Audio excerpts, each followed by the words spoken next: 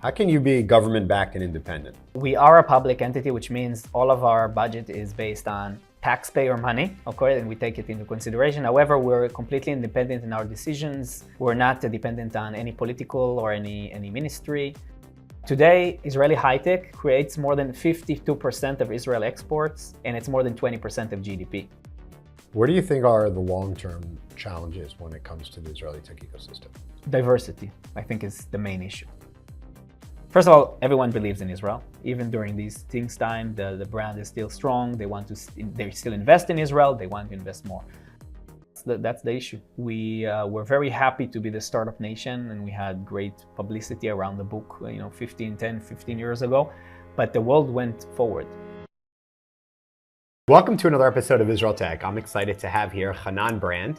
He's the VP of Startups here at the Israel Innovation Authority. Thanks for being on. Yeah, thank you very much for having me. So let's just jump right in. What exactly is the Israel Innovation Authority? Okay, so Israel Innovation Authority, or in short IIA, is in charge of promoting Israeli high-tech and innovation in Israel. We're a government-backed entity, completely independent, and every year we invest somewhere around $500 million into Israeli technology and startups. How can you be government-backed and independent? So we are a public entity, which means all of our budget is based on taxpayer money, okay, and we take it into consideration. However, we're completely independent in our decisions. We're not dependent on any political or any ministry, and we do our decisions in order to help the industry. So how much money, how do they decide how much budget to allocate to IA to invest? So our budget goes directly from the Ministry of Finance. It's more or less the same budget for the last decade, which is good or bad, you can decide. And that's how we invest. Yeah. Can you say how much that is? So it's around $500 million a year. And how many startups are you involved in usually? Every year we get around 3,000 applications for funding. So that's hard to choose from 3,000, but we choose somewhere between 800 to 1,000 companies who get our funding. So it's a very large part of Israeli tech who gets our funding. So how do you decide what tech companies you would invest in? So our criteria is a bit different than a VC. Previously, in my previous work, I worked in venture capital funds, and then you invest one of 100. And your main goal is, of course, to make money, right? To make a multiple on your investments. Our customer is the Israeli population. So we're looking for companies that can create more jobs and can create great technologies here in Israel on a global level. And we approve somewhere around 1 out of 3 or 1 out of 4 of applications get an approval. And so 1 out of 4, and is more about, so are there strings attached with this investment? Now, you being IA or the taxpayer, do not get equity in this company. Right, so the main difference between us and private investors is we don't take any equity. We don't take any control rights. Our investment is completely equity free.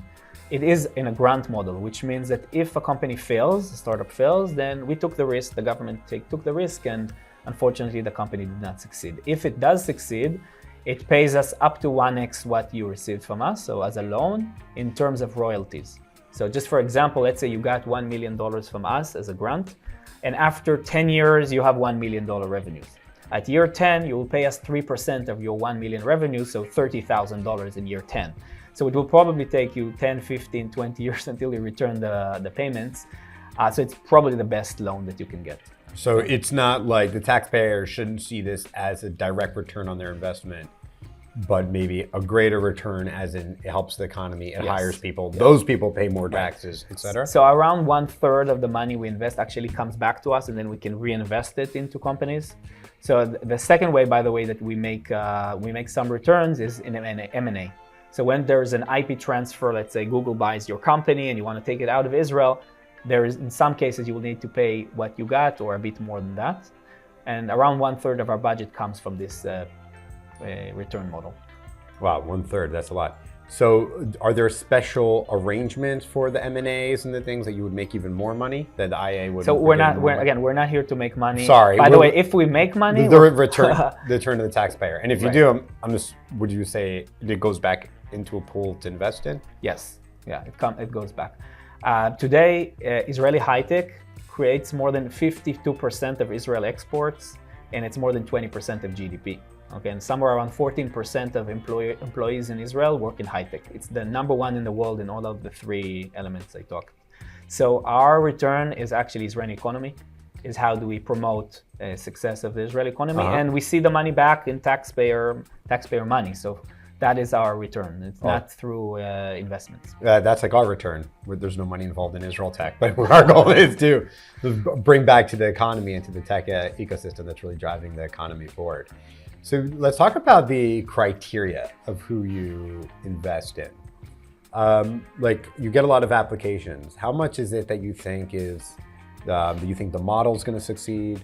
How much do you look at the founders? Do you interview them? How much of it has to do with how good is this for Israel's economy, right? Or hiring people? What are the criteria that go into choosing who the IA would invest in? So a word about our process. Again, getting 3,000 applications is hard, but we also have 200 due diligence experts that help us basically on every sector. So we have one for energy and one for Climatech, one for agriculture, one from cyber, experts that come from the field, and actually they check the companies. And then we get their recommendation. So it could be 20, 25 pages of analysis. And then our investment committee decides who to invest in. Now, we are looking for the same things that a regular VC, right? We're looking for a great team, we're looking for great technology, we're looking for a great potential market. It's the same things. The main difference is we are not looking here for a return on our money, okay? So, for example, in 2022, $24 billion were invested in Israeli companies. Our budget is 500 million. It's not a very big part out of the... So we're trying to look where our additional dollar, additional shekel, is going to create a big difference. And where in Israel today, 75% of investments go into three sectors: cybersecurity, fintech, and SaaS, which are great. We're actually looking to invest in areas where there's lack of money, so we can mitigate the risk for investors who go to other sectors, okay?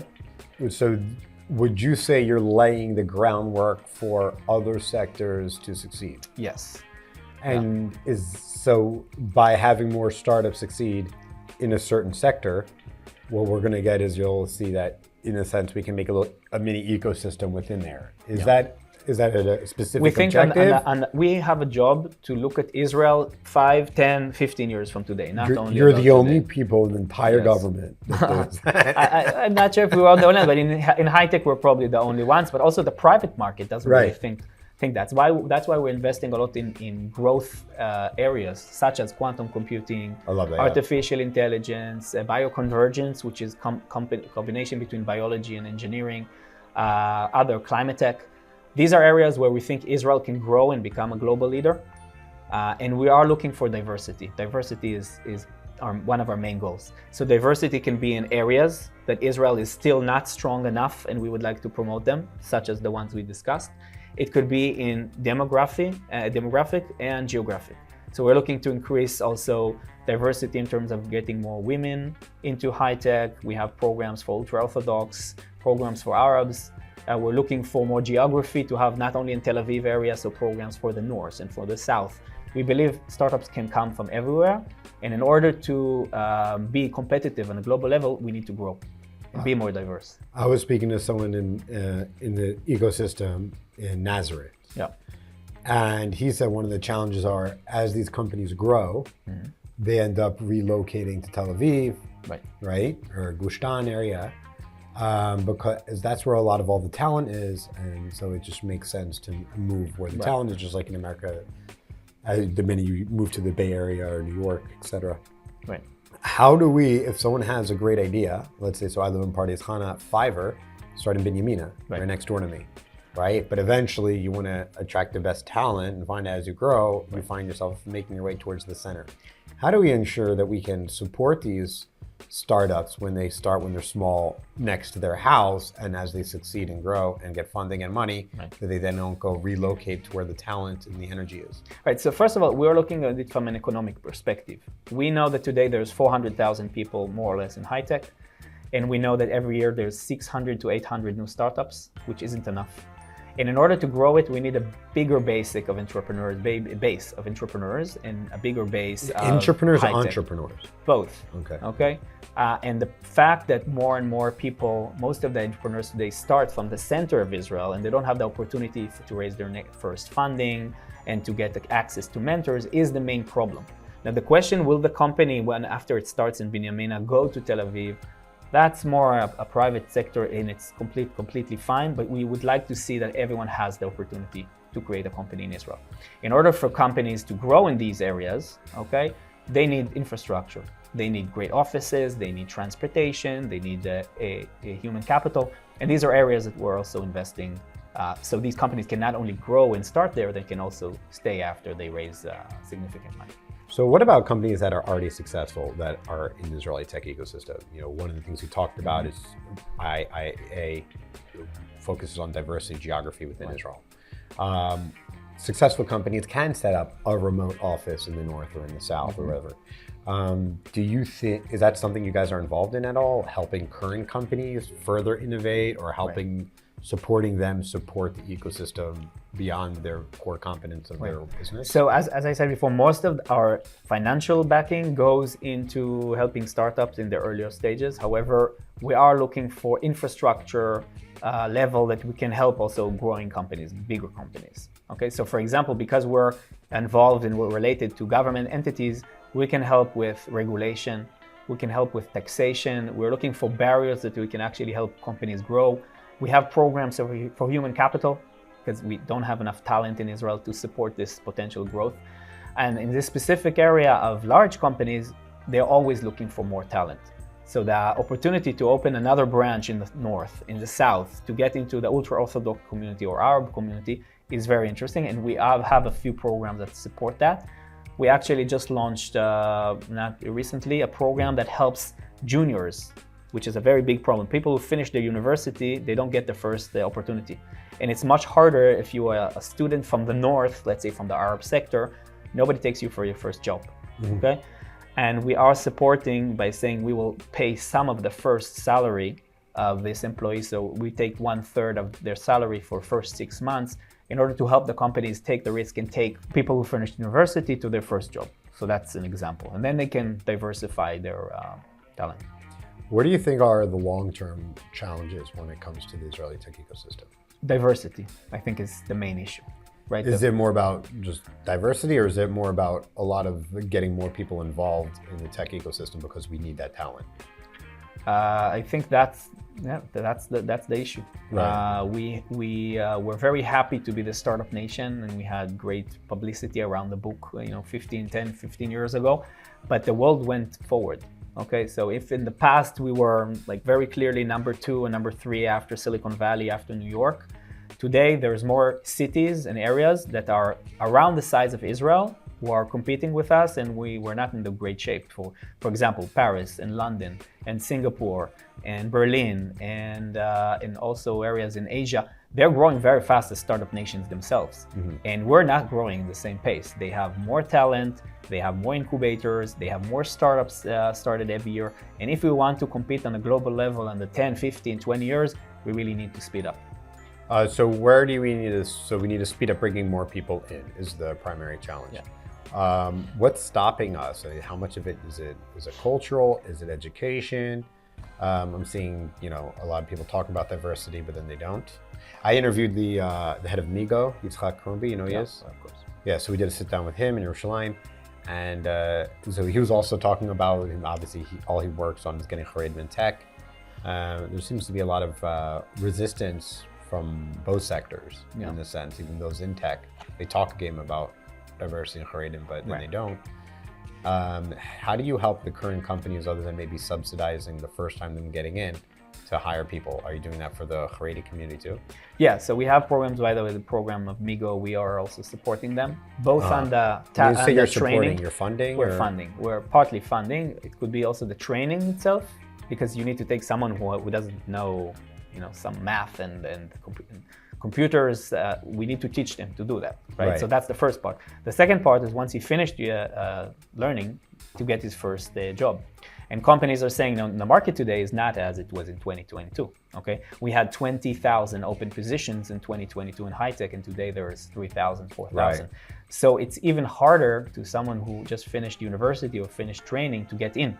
And if you're from a ultra-Orthodox community, for example, it's even harder. Right. But we believe that in order to grow, we need this community to come in. We Right. need more Arab women, we need more Arab men. And that's why we're putting a lot of emphasis. These communities today, the people you talk to, are the pioneers. Okay, so they're the role models. Once they get in, even if the numbers are still small, they become the role models for the next generation. And Right. once you have in a company the first Arab or the first ultra-Orthodox in the company, many times it brings more. Right. Also, if you have women as CEOs or women as managers, many times it brings easily more women into your company. So that's why we are promoting, and we believe that diversity is very important. Do you try to specifically, you said something that was interesting, right? Which is very true. I mean, people usually have access and know people within a community if they come from that community, Right. so they can maybe have access to that talent pool that others may not. I'm as an immigrant from America, I have more access and knowledge of the talent pool of Americans in Israel than, let's say, an Israeli that was a Sabra. So I feel like it might be wise, like you were saying, but actually lean on maybe even place very good talented people in these positions that they can actually find and scout this talent out there. There's a lot of talent, a lot of great people that might just need a little bit more education, need a couple connections and to really help them break in. Is there scouting involved in addition to just subsidizing, let's say, getting juniors in? The Is there issue any kind of today scouting is of it's trying to bring between people? how many open jobs and how many people are seeking for jobs. Right. So Israel Since the increased economy year the and a amount of people learning computer science by 70% because of the need in the last 5-6 years. Okay, Wait, so 70% in the last 6 years? yes, it increased the amount of people who learn computer science in universities, and that's great. But it means that Did the market do that, or did the government do it? Like everyone saw, like, oh, there's a lot of money in this, and there's a lot of we demand, were let me part go of to a very important committee called the Perlmutter Committee, which created an important report in the Knesset that basically set how we're going to get to the 1 million people that we want to have in high tech. Right. Okay. And in order to get it, we need to grow in a high pace. And in order to get there, we needed more people to study and to learn in universities. However, with the downturn currently, there's much less positions open. So we have an issue where there's a lot of people who are looking for their first opportunity, not enough open jobs. We believe it will change. Okay, so it's a lot because of the situation. But in the shorter term, 1 year, 2 years, we believe that it will come back, and then we need people. We need to have and we need plant people, those seeds now. If you want somebody who's a senior who has 5 years of experience, he needs his first experience. He will Right. never be a senior if he wasn't a junior. Right. So that's why we are really focusing on this sector. I want to pivot into industries that you focused on. First off, this is a thing I've asked a couple people. I feel that one place we're really where we can focus more as a nation, also for many strategic reasons, is space tech. I feel like there's not even people aren't even talking about it. You talked about where we're underrepresented and where we can work on. You didn't mention space. I feel like no one's talking about space. Why is that? So first of all, our investment agenda is very much bottom up. Okay, which means that we never decide these are the sectors that we think let's put the money there. Every application that gets to us goes through the same process.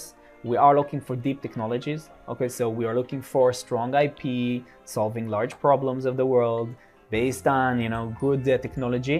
But we don't say, okay, if you're a space company, you will get more funding or you have a better chance. Okay. However, sometimes we do find areas that we believe are not getting the right treatment, and our ability to support them are many times through like incubators or angel clubs or other areas of focus. So we actually do have an venture incubator called Earth and Beyond that is focused on space, and they have the knowledge in order to create space tech companies. Right, so if you want to support an area in Israel, probably you need people who can support that, investors, accelerators that can create these types of companies. Does the government or the Israel Innovation Authority, do you guys ever focus on like, hey, we think strategically as a nation, we want to get into more of the sector? So is there any work of like, how do we push this sector?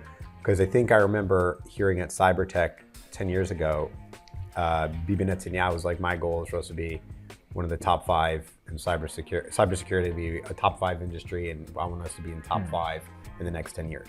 Right. I remember him saying something like that. Like, so there was like, I think like, oh, we need to be here. Right. Let's move in this area.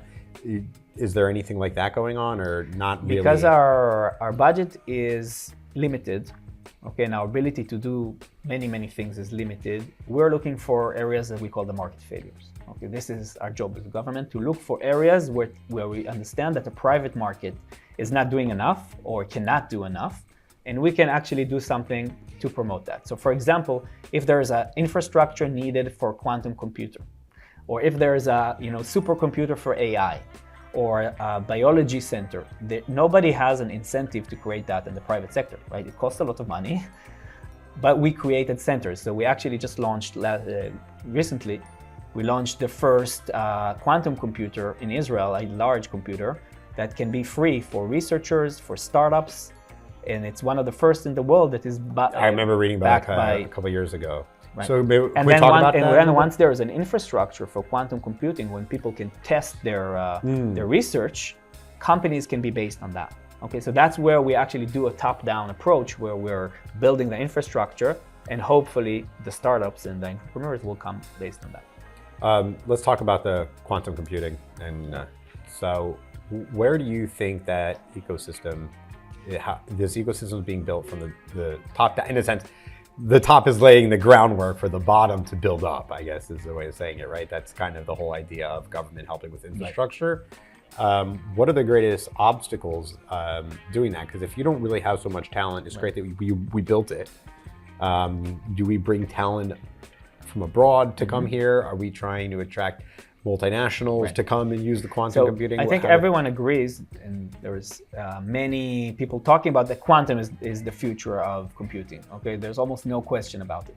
The question is when. Right. And it's very hard for investors, VCs, to come and say, let's invest in something where first revenues will come in 2030, 2035, who knows? Right. And that's also a market failure.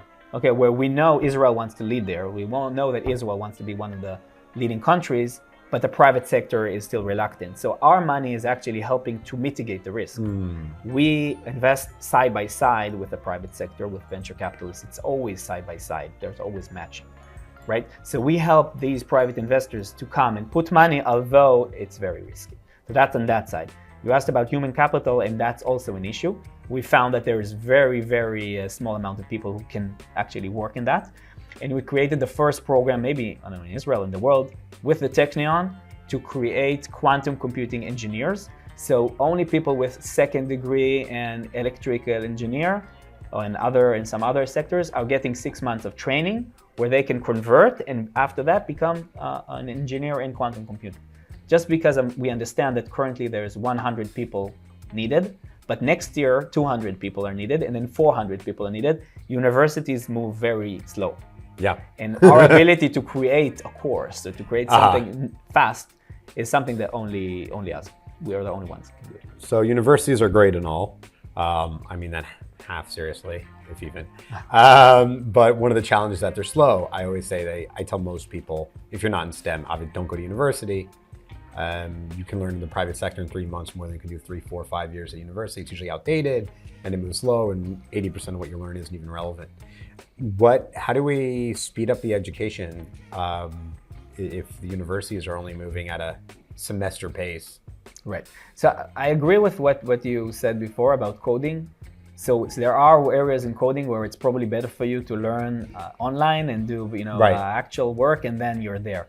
But it's not correct for I don't think it's correct for every sector. For example, today, in order for Israel to be leading in AI and artificial intelligence, what we actually need are the PhDs. We need people who have a lot of research knowledge, and that's like, by the way, not only in Israel, all around the world, people are looking for these people who have 10 years in computer science. And that's something probably that will be created in universities. Cybersecurity is learned in the army. So one of the reasons that we're great in cyber is because of units like 8200, 881, etc.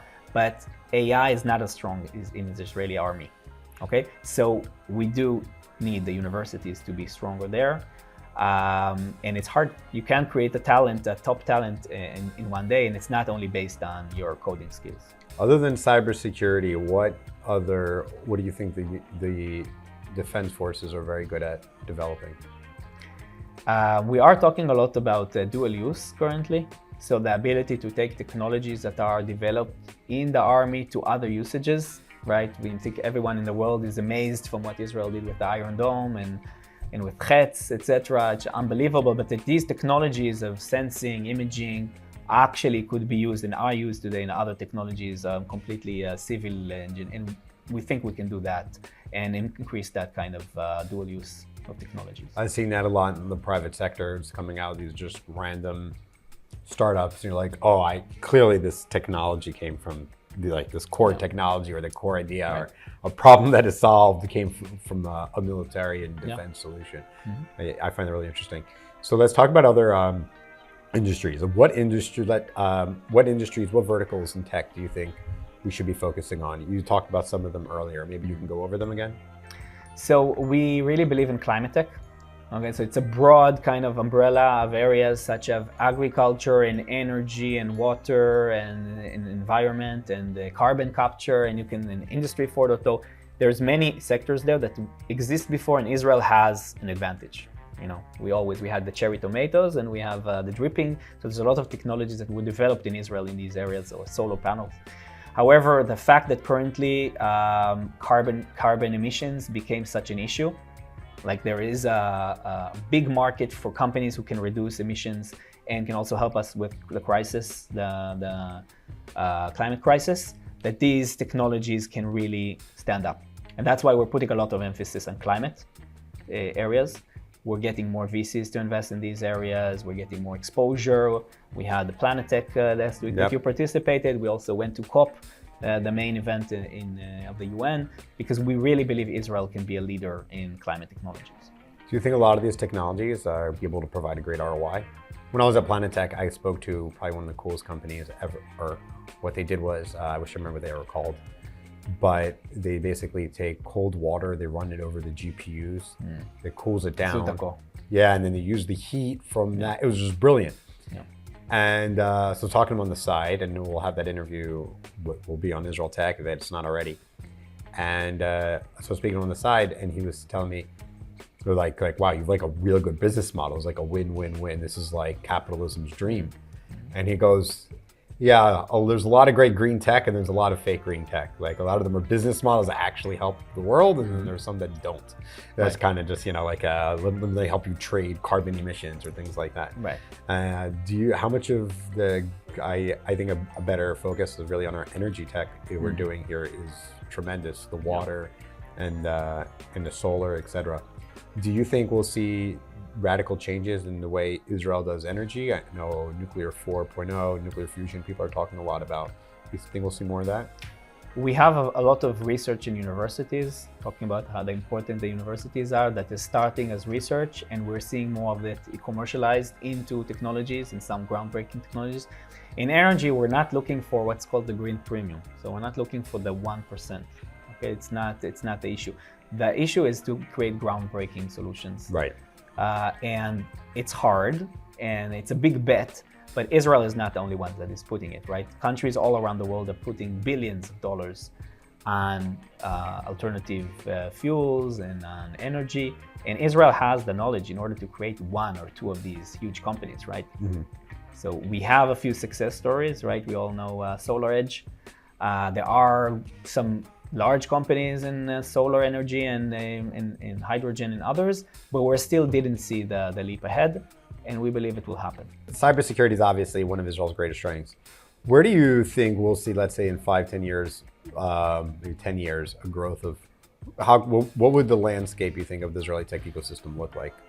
I believe that the fact that 70-75% of investments every year are into fintech, cyber, and software will change. I have no question about it. I was in Silicon Valley 3 weeks ago. I met some of the largest funds in the world, and Silicon Valley was always known as, the software kills the world style. And I heard almost from every one of them that they're moving into deeper technologies. There is kind of a global shift, a very big shift currently with what's going on with China and what's going on between that the US is trying to get more of the manufacturing, more of the semiconductors and the supply chains closer to the US. And that's bringing a lot of investments into semiconductors, energy, supply chain technologies. Even we saw biotech and others that were never like the Silicon Valley typical companies. And if that's where the center of world tech is talking about, there's no question that we can be there as well. I have to admit, one of the things I heard and was very, first of all, everyone believes in Israel. Even during these things time, the brand is still strong. They still invest in Israel. They want to invest more.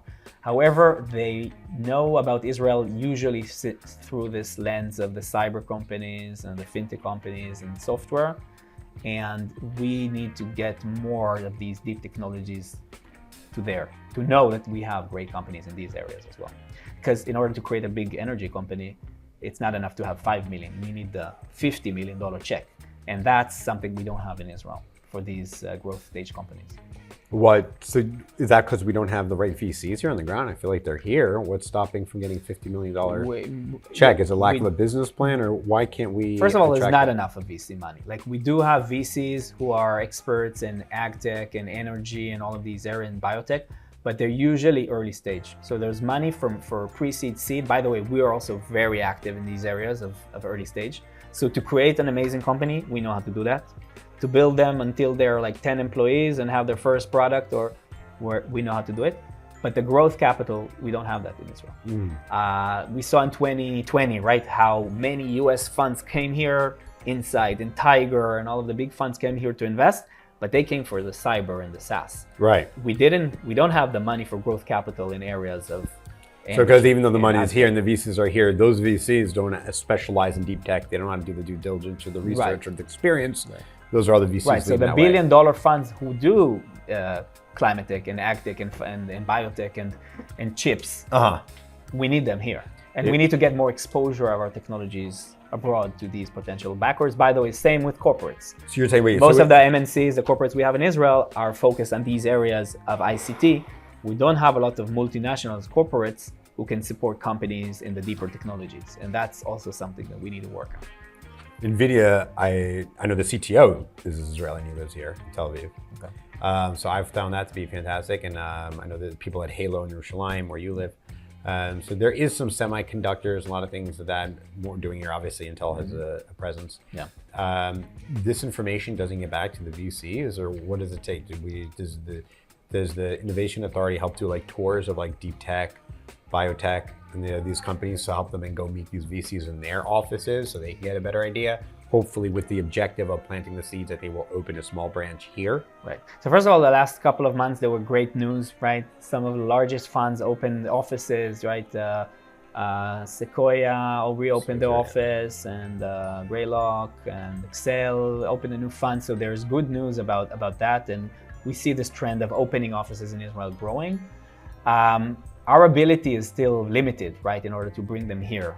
So in some cases, we think the Israeli companies need to go there. You can't, they want to invest in entrepreneurs who are close to them. And without this kind of physical meeting, it will be very hard. We do publish today, every company who gets our grant or gets our approval is on our website. So that's the first time that we can actually share the deal flow of companies who passed our due diligence and got our funding, and we share that with others. And also we can connect between VCs, incubators in Israel, and funds in Europe or the US. It's still mostly the job of the private sector. One of the things you're involved in is all the innovation centers. Right. How do you decide how to support, build? Tell us about these innovation centers that you work on. Right. What is an innovation center? So, as I said, most of the money we invest is directly into startups, right? That's our job. However, we understand that mainly in earlier stages, ability to have someone around you, an entity that can help you both on the business side, the technology side, is crucial for your success. And that's why currently in my division, we have more than 40 different entities who can help entrepreneurs in their first stages. What we found out that there is currently, let's say, a startup from the north or from the south or from the Arab sector wants to start, they don't have anyone to help them. And that's why we created a tender. Actually, it started in September or before the war started. of only areas in the periphery of Israel. And we got 40 applications, which is crazy, okay, for these innovation centers. All of them created really interesting business plans and how they're going to promote entrepreneurship and create acceleration programs and support employment in their area. And we wanted to choose 5. We actually chose 9 in the end because it was so hard to choose between them. It was very close to be canceled because we launched that before the war, and the first thing we heard the day after is, there's no budget. Okay, so all the budgets that were allocated that were canceled. And we said, this is what we actually need to do today. When Israel is attacked from the north and from the south, this is the right time to create regional innovation centers. And we launched one in Kiryat Shmona that is still unfortunately cannot start because they are evacuated. We have one in Otef Aza, okay, one in Sapir College last week in Sderot. We had the launch of it, and it's really exciting. This is the way to fight what's going on. We have one in Eilat around the topic of biotechnology and water technologies. We have one in Kinneret next to Tveria. We actually first founded the first one in East Jerusalem. Okay, East Jerusalem, people don't understand, it's almost 400,000 people. It's almost the second largest city in Israel, but we never invested any money in technology and in entrepreneurship in the area. So they have their first innovation center in the heart, really close to the old city, helping entrepreneurs to start, mainly in the medical sector, by the way. What sector? Medical. We have three centers that were opened 2 years ago in the Arab sectors in the north. So we have one in Arara, in Sakhnin, and in Kfar Qasem, which are the first innovation centers in these areas. And just think about the fact that people hear all the time about, crime and about issues in these areas. And the first time we have a technology center in our city, and we see how it completely changed. By the way, we see many companies started from that. In the Arab sector, there's a lot of people who work in health tech, right? There's 40% of doctors, 40% of nurses. So there's a lot of opportunity there to create technologies in the medical sector. And that's why the sectors, also this center in East Jerusalem is focused on the medical. Do you have any of the Haredi communities? So we have a lot of programs in the Haredi communities. We didn't choose one. The Haredi community is not in one specific area, right? There's Jerusalem and Nebat. We are looking to invest in that as well. But currently the sectors are across Israel. We call it, in a way, this is our from the river to the sea. Love okay. It. Uh-huh. We have innovation all around. This is our answer, and this is our future. What's the difference between an innovation center and an incubator and an accelerator? And there are all these early stages to get things up and running. Maybe you can do a rundown of what those like. So in our terms, the venture incubators, which the program started in 1993. Okay, 31 years ago. It started as a way to get people who came from the Soviet Union. Like we had great, amazing people, researchers, and they had no jobs. But the program of venture incubators is an investor. They're a venture fund investing in deep technologies, doing venture creation. Okay, that's their job, the venture incubators. Innovation centers are not for-profit centers, right? They are regional. Their job is to understand the area, not only the city itself, but the whole area. To understand what kind of students do we have, what kind of universities, corporates, factories, what do we have in our area that we can grow? And that's their job. So there's a very distinct between innovation centers who are focused on growth of the area and venture incubators that their job is actually to invest in companies and grow them forward, okay? So we have today 15 incubators, 14 innovation centers all across Israel. And we launched just recently 8 new angel clubs, actually 9 new angel clubs, who are focused on investing into early stage startups. So we have many, many different groups that are supporting early stage. Moving forward from these companies, once you help them and you set up these innovation and everything, and even you give them investment, are you involved in connections that like, okay, hey, you got supported by the Israel Innovation Authority, you might be at one of these innovation centers. Is there active introductions, active networking done? What happens beyond you putting their logo on your website? Right.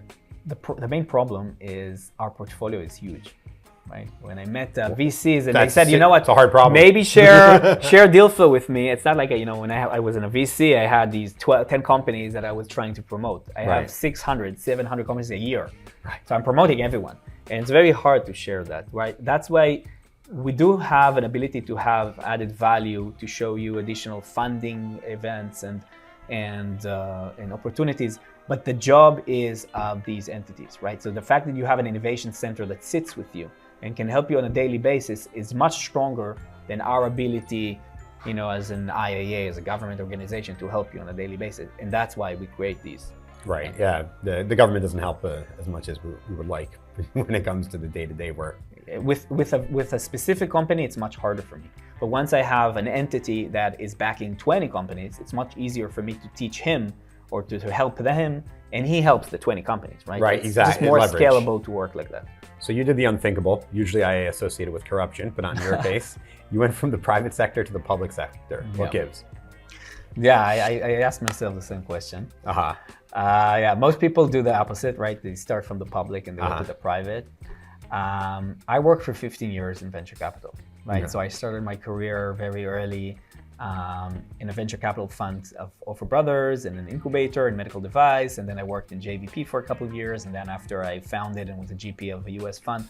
And basically all of my career, I worked on the private side in VC.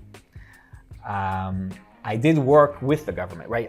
My companies applied to receive funding from what was called the chief scientist, and today is the Israel Innovation Authority. And I understood how important it is, this job of the government side. Like many times it's the easier thing to say is, who needs it? Who needs the government? The best thing is don't interfere. But the reality in Israel is without government interference, there was no high-tech in Israel. That's because Yozma program in 1993 created the venture capital industry in Israel when government said, we will match the first funds in Israel 1-to-1, so you can actually start. The first funds in Israel started because of government incentive. Do you think we still need it as much, or do you think we can move more to a laissez-faire approach? So I'll give you another example. Everyone thinks that fintech and cyber were always here, but 10, 15 years ago, cyber and fintech were not, cyber maybe a bit, fintech not at all. And at the time, the chief scientists created programs to bring Citibank and to bring Bloomberg and a few more groups here to create their first Berkeleys, to create their first entities. Where did the money come from? Not from the private sector, from the public. And we see it in many, many areas. The public sector is very important. And we also were able to look 5 years, 10 years, 15 years ahead, where the private sector is doing their own job is, we are putting $1 in, we want to get $5 out. And that is completely fine. And I had a feeling after my third fund, and by the way, quite successful in the last fund, that I want to see things from a different perspective. And I didn't really plan it. There was an open position, and I applied. I said, maybe. And I'm really happy I did this transition.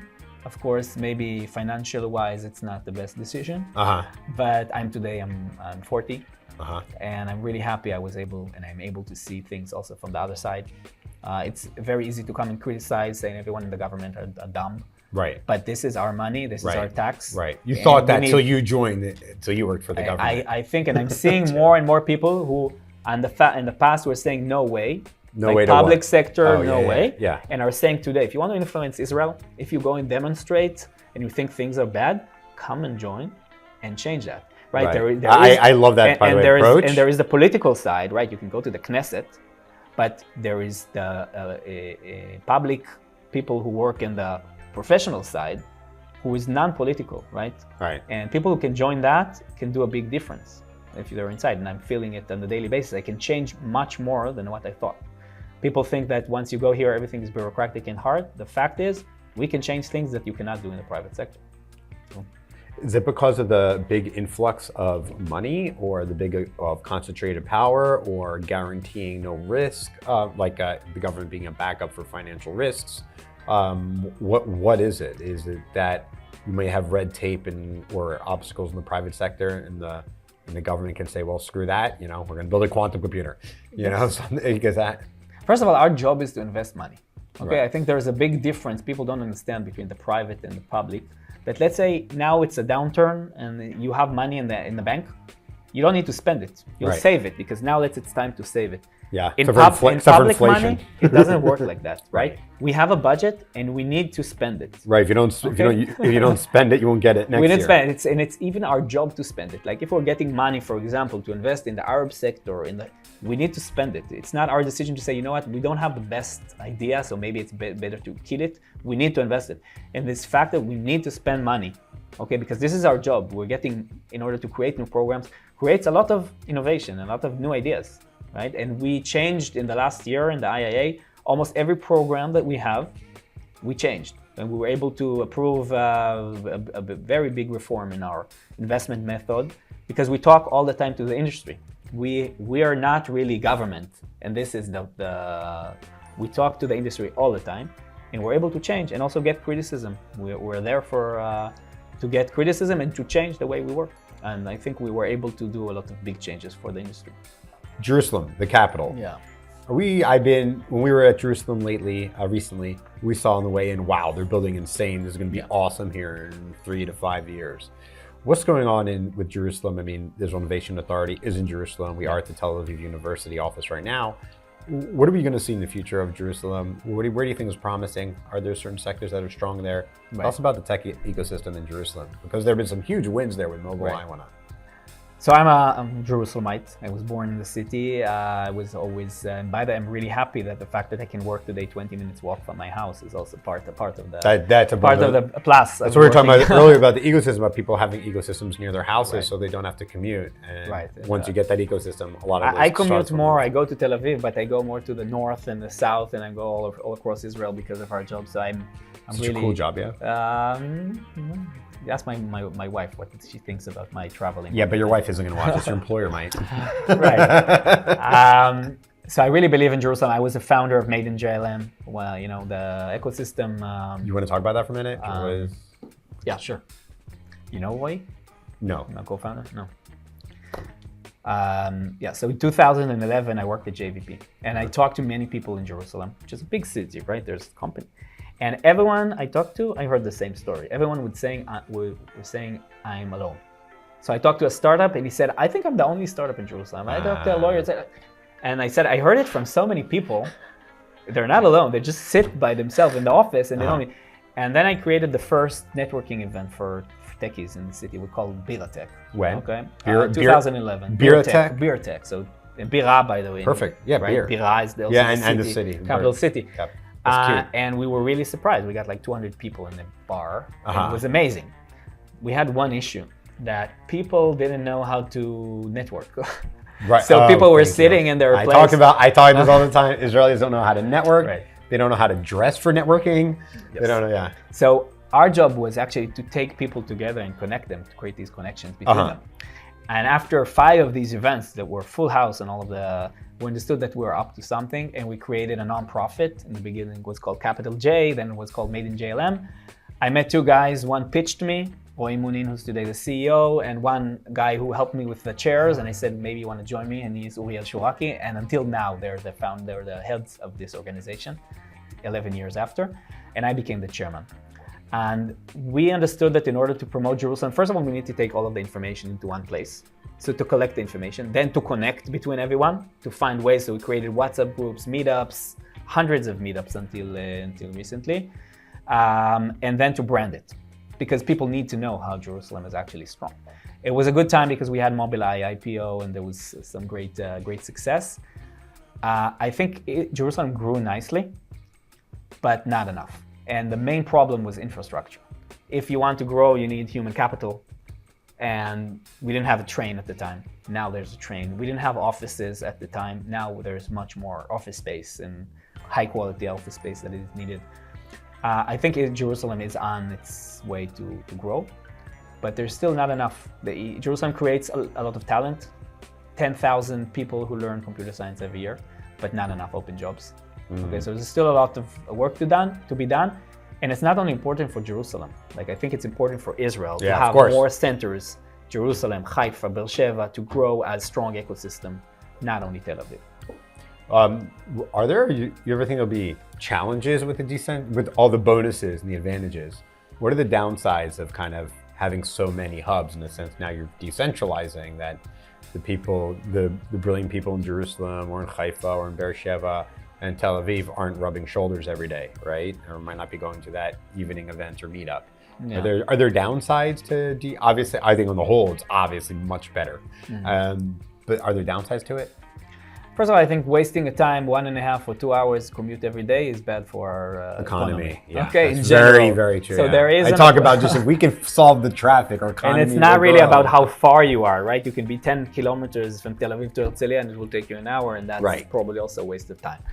But so the fact that you can have a startup next to your house, a company that is 20 minutes, 30 minutes drive maximum, I think is very important to increase the amount of people in high tech, to increase the amount of entrepreneurs in Israel, to increase the venture capital industry. So we think it's crucial for the growth.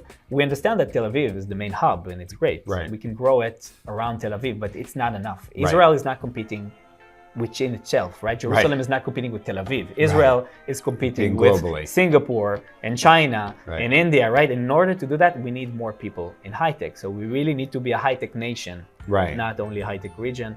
And through geography, we think that can help. A lot of people have been talking about maybe the last several years of Israel transitioning from a startup nation to a scale-up nation. Is Israel Innovation Authority doing anything about that? What are you seeing? What are your thoughts? How can we get ourselves to maybe a scale-up and maybe eventually enterprise nation?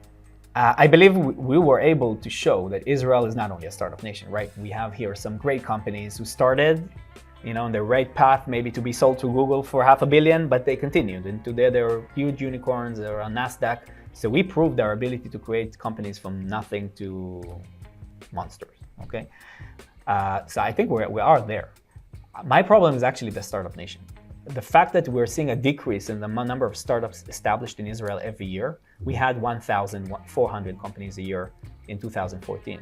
Today we have 600. Wow. And it's a very steep decrease that we see year after year. So I'm actually saying, okay, Scale Up Nation, we proved that we can grow. We need more Israelis to create companies. And that we want these companies to be more diverse also in their areas. Right. And that's my focus, at least in my division, to create more technologies, more companies. So there's been a decline in startups in the last several years, pretty steep actually, as we move from startup to scale up. Why is that? So there's many explanations. I can't say that there's one. However, I believe that the fact that there's more large companies, right? You can go to work in a multinational company, you can work in a big Israeli company and get great compensation and great maybe equity. And maybe the incentive to create a startup is a bit lower these days. So I think that could be one of the reasons. The second one is, again, diversity. I think the pool of potential entrepreneurs is not big enough. Means, if you're a male, work in Tel Aviv in your 30s, okay, so that's the typical. But we're not seeing enough diversity in the people who create startups. But we didn't have more diversity years ago. That doesn't explain the decline. The decline, I'm assuming, are overwhelmingly those that were doing it then, were, let's say, males in Greater Tel Aviv. Right. But why did they stop? Right. Let's think about it for a second as a flat line, right? In order to Israel to grow, it needs more people to come in, right? And I think that there's not enough people who come in, because being an entrepreneur is very risky. We all know. They're the real stars of our ecosystem, the entrepreneurs that take the risk. And once there are opportunities outside to get a great job, who is stable and not take the risk, many people are saying, why should I go there? And I think in some populations, we know it very clearly, for example, women, okay, who have many times issues. It's harder in the middle of life when you have children to come and take this risk. They prefer to stay and not, even if they have a great idea and they have a potential funding, they don't go there. Same we see as other sectors, like in the Arab sector, there's very failure, they're afraid of failure. Okay, so we think we can get more people there. There are additional explanations. Some are saying, maybe it's great. We have less companies, but every company is better. Right. We think it's a problem because I really believe in the theory of the home run, which means that you never know. Even in my portfolio, when I invested, I had no idea who of the 10 companies I will invest will be the winner. Home run, right. You don't know that. So we really need to increase the pool so we can have more winners. We need more at-bats so we can have more home runs. Yes. And how are we doing that? What are we doing to address the decline? So we're putting most of our emphasis on creating new startups. For example, I have something called Nufa, okay, the ideation fund. We give $70,000 for an idea. Okay, so you can come to us with it needs to be a bit more than an idea, maybe a concept. And we give you $70,000 even before you created a company. So you can take that money, build a prototype, check the IP, build a presentation in order to create. Now, every year we give somewhere around 100, 110 of these grants. 110 new ideas. That's an important, if we're talking about 600 companies in Israel, that's quite a lot. So we are looking to improve this kind of potential of new companies to flow in. And we believe we'll see the result in the next year or two. And hopefully we'll start to see this graph go up. Where do you think we're going to see the future of Israeli tech? I have to say that I am optimistic. Maybe it's my nature, and the fact that even in this very tough time, right, which I don't think any nation in the world was able to continue like that in our economy, we were able to continue forward. Companies were able to deliver. We heard it from NVIDIA and Intel CEOs who said, it's unbelievable that with people, in reserve duty, and we are still able to hit all milestones, right? Somehow we're able to do it. And we see it now with the capital raises of companies in the last couple of months. Again, great raises, funds investing in Israel, corporates opening. So I am optimistic that in this time we're able to keep up. After, hopefully, we can also start to see an increase and go back to where we are. So I'm quite optimistic. Amen. And no doubt with your help and the Israel Innovation Authority's help, we're going to get there. Hanan, thank you for joining us. Thank you very much.